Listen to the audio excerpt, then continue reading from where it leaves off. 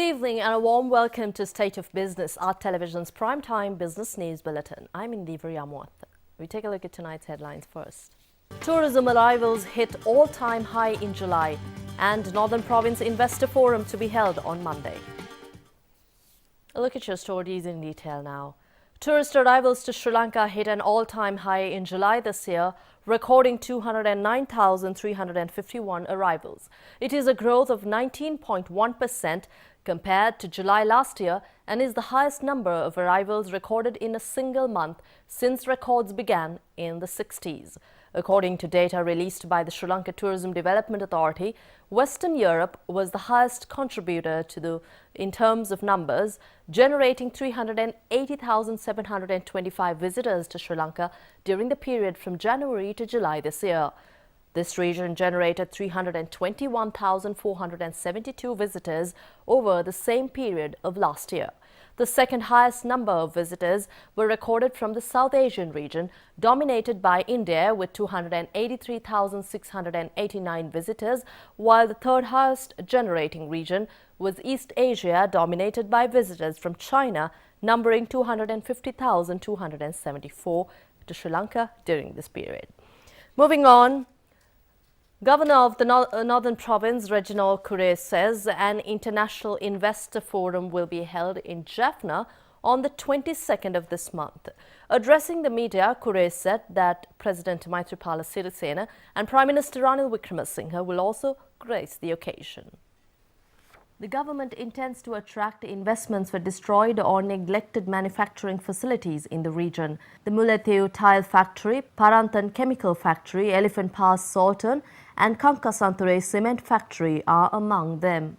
The biggest problem in Northern Province is unemployment. Last government did a lot to improve the infrastructure facilities.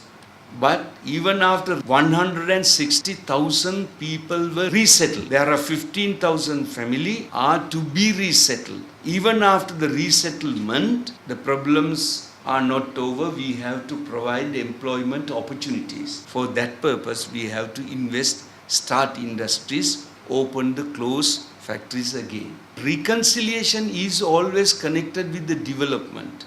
If the people are poor, I don't think the reconciliation will be successful.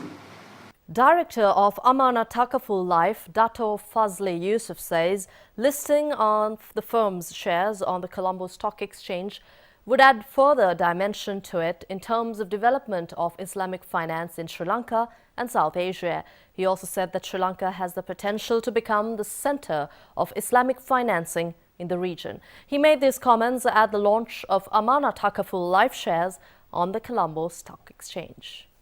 50 million ordinary shares of Amana Takaful Life were listed on the Dirisavi board of the Colombo Stock Exchange. The management of the company was present at the CSE trading floor to ring the opening bell. Amana Takaful Life is a fully owned subsidiary of Amana Takaful PLC. As you know, Islamic finance now is no more a niche market. It is the main financial landscape of all countries. In Malaysia, we have advanced quite a bit. But I think to many of you here, you may not fully understand and appreciate what takaful is all about. Takaful is an Arabic word, derives from the verb kafala, to guarantee. So when we say takaful, there is joint guarantee. And this concept is universal. It is not only meant for Muslims, and certainly we have quite a number of clients here who are non-Muslims. And by saying that, on the other hand, it doesn't mean that we are forcing non-Muslims to be Muslims by taking takaful. The company's portfolio of products consists of savings and protection, investment-linked group life, retirement with an array of add-ons, including comprehensive medical health plans and critical illness covers. We take a short break. We'll be back with more on the other side. Just stay with us. Welcome back. The joint opposition has today handed over a written document to Speaker Karu Jayasuriya expressing concerns over the manner in which the Office of Missing Persons Bill was passed into legislation. The joint opposition says the Act was not passed in conformity with standing orders of Parliament and therefore will not accept it as legitimate. මේ ආකාරයෙන් බලනකොට සංශෝධන 30ක් පමණ ඉදිරිපත් වී තිබෙනවා පාර්ලිමේන්තුව හමුවේ. කාරක සභාව අනුව කටයුතු කිරීමේදී පනතක් විවාද කිරීමේදී පනතක් සම්මත කිරීමේදී අනුගමනය කරන්නට තියෙන පිළිවෙල මේ ස්ථාවර නියෝගයේ කතානායකතුමාට පැහැදිලිව කියා තිබෙනවා. පනතකට ඡන්ද විමසන්න ඕනේ. බෙදීමක් එල්ලුවොත් සීනුව නාදු කරන්න ඕනේ. සීනුවක් එදා නාද වුන් නැතිව පනත සම්මත වුණු බව කිව්වා සම්මතයි කියලා. පනතක සංශෝධන දැන් 30ක් තියෙනවනේ. සංශෝධනයේ ගේනකොට කතානායකතුමා අහන්න ඕනේ ඒ ඉදිරිපත් කළ മന്ത്രിතුමාගෙන් කියවන්න ඔබගේ සංශෝධනය. ඒ සංශෝධනය කියවුවට පස්සේ සභාව පිළිගන්නවාද? පිළිගන්නවා නම් සම්මතයි. නැත්නම් සම්මත නැහැ. ඉතින් අපි විශ්වාස කරනවා ආණ්ඩුක්‍රම ව්‍යවස්ථාව අනුව තවම පනතට වළංගු භාවයේ අස්වන කතානායකතුමා ලබා දීලා නැහැ. ඒ නිසායි අපි අද උදේ ගිහිල්ලා හම්බුනේ.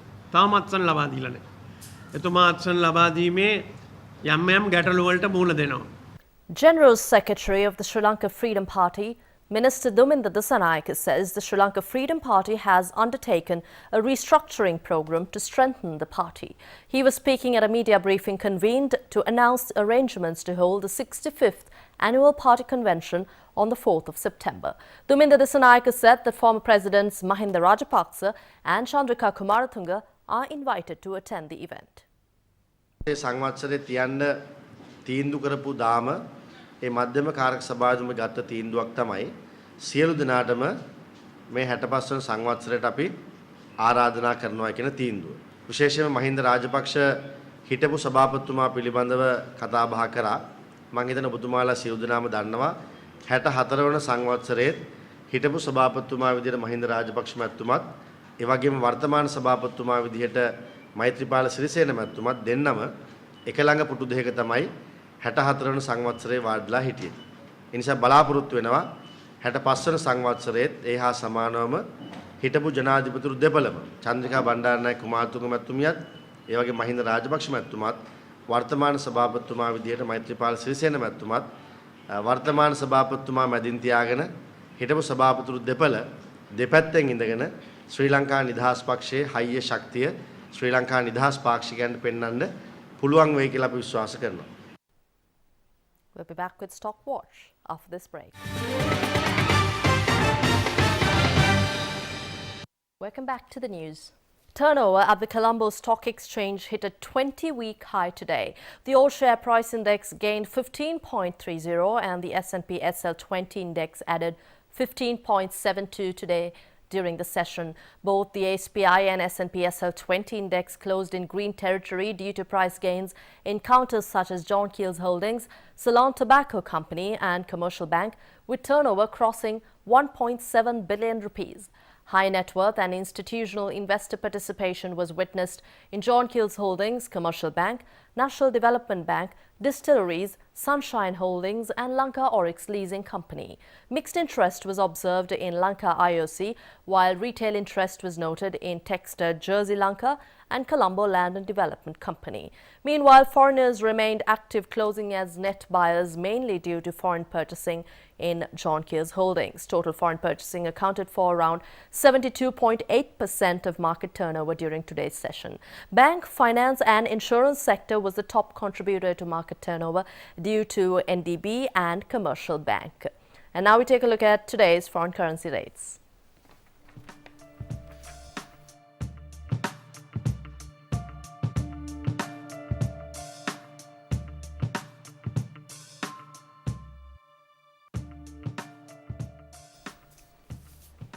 That's all from the newsroom for tonight. We'll see you again tomorrow, same time. Take care. Good night.